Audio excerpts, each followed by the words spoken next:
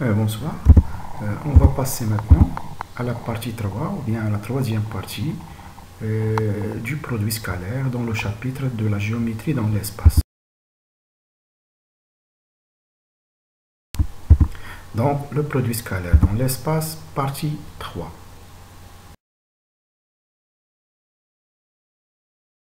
On a déjà fait dans la partie 2 l'orthogonalité de deux droites, l'orthogonalité d'une droite et d'un plan, l'orthogonalité de deux plans.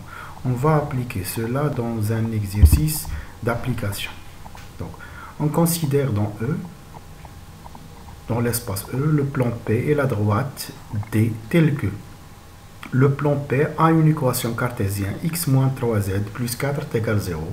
On remarque ici qu'il n'y a pas y, c'est-à-dire 1 fois x plus 0 fois y moins 3 fois z plus 4 est égal 0. Et la droite D, dans sa représentation paramétrique, est x est égal 1 moins 2t, y est égal 5, z est égal moins 1 plus 6t. Donc, une droite en général est caractérisée par un point et un vecteur d'électeur. Un point et un vecteur d'électeur, il pourra nous donner une équation cartésienne ou bien une représentation paramétrique. Donc, l'équation cartésienne et la représentation paramétrique, ils jouent le même rôle et on peut les trouver de la même façon. Ça veut dire, si pour déterminer une équation cartésienne ou bien une représentation paramétrique d'une droite, on doit connaître d'abord un point de cette droite et un vecteur d'électeur. Donc, la représentation paramétrique ici, on remarque x égale 1 moins 2t. Donc, les nombres qui n'ont pas une liaison avec t, ce sont les coordonnées d'un point de cette droite. Ici, x égale 1 moins 2t, donc l'abscisse du point est 1. Y égale 5, donc l'ordonnée, donc y du point est 5. Z égale moins 1 plus 6t, donc z de 7 points est moins 1. Et le vecteur d'électeur est là comme coordonnée moins 2t, moins 2, c'est l'abscisse. Ici, donc moins 2t, moins 2 est l'abscisse. L'ordonnée est 0, donc moins 2. X de ce vecteur d'électeur est moins 2, y est 0 et z est 6. Donc les nombres qui ont une liaison avec t. Donc on commence maintenant la réponse. On veut montrer que la droite D et le plan P sont orthogonaux. Donc D est orthogonal à P. Donc selon la propriété précédente, on doit prendre un vecteur d'électeur de la droite D et un vecteur normal du plan P. Pour que la droite et le plan P soient orthogonaux, il faut que les deux vecteurs soient collinéaires. On commence maintenant. Donc, on a l'équation cartésienne du plan est la suivante, x moins 3z plus 4 est égal 0. Donc, le vecteur n de coordonnées 1, 0, moins 3, 1, le nombre, le coefficient de x, 0, le coefficient de y, moins 3, le coefficient de z. Donc, le vecteur n de coordonnées 1, 0, moins 3 est un vecteur normal du plan. On a aussi D a une représentation paramétrique suivante. Donc, pour trouver, donc on peut prendre un vecteur d'électeur de cette droite. Donc, on va poser un U. Donc, de coordonnées moins 2, 0, 6 est un vecteur d'électeur de D. Donc, on a trouvé un vecteur normal du plan P et un vecteur d'électeur de la droite D. Pour que les deux, la droite et le plan soient orthogonaux, il faut que le vecteur N et le vecteur U soient collinéaires. Ça veut dire quoi collinéaire? Donc, une égale à l'autre fois un nombre réel. Ici, on remarque que si on multiplie n par moins 2, on va trouver le vecteur moins 2n de coordonnées moins 2, 0, 6.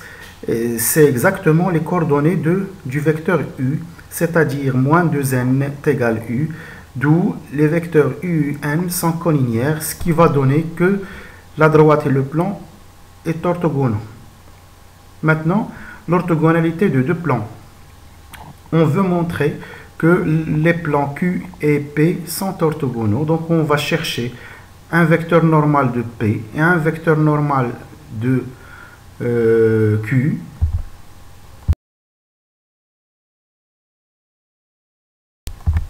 Ici, le vecteur normal de P est 1, 0, moins 3. Le vecteur normal de Q est 3, 1, 1. Donc pour que les deux plans soient orthogonaux, il faut que les vecteurs n, il faut que n et n', n soient perpendiculaires à n'.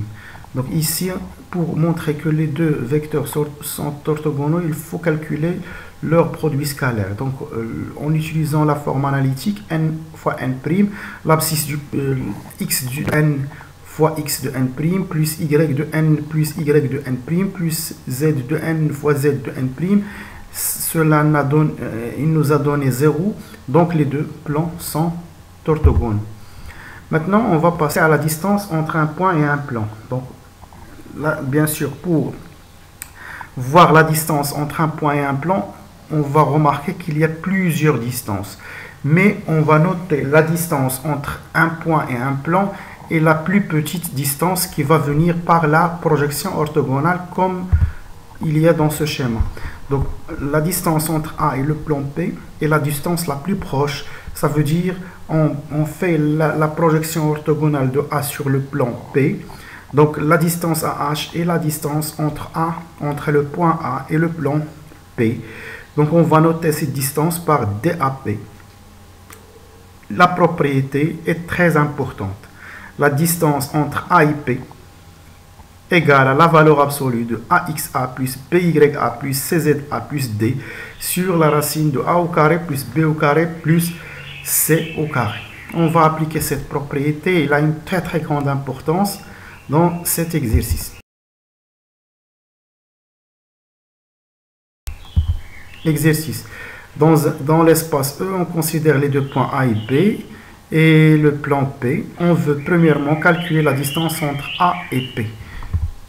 La distance entre A et P. Donc l'abscisse de A est moins 1 et le coefficient de x dans le plan est 4. Donc 4 fois moins 1 plus 2 fois 2 plus racine de 5 fois racine de 5 plus d lié moins 14 sur racine de A au carré, ça veut dire 4 au carré plus B au carré lié 2 au carré plus racine de 5 au carré lié C au carré. Il va donner la valeur absolue de moins 9 sur 25 égale 9 sur moins 5, sur 25. La deuxième distance, la même chose, x de B et A fois x de B, donc 4 fois 3 plus 2 fois 1 plus 0 fois racine de 5 moins 14, il va donner 0, donc 0 sur 25 égale 0. Puisque la distance entre le point P et le plan P est 0, alors le point P appartient au plan P.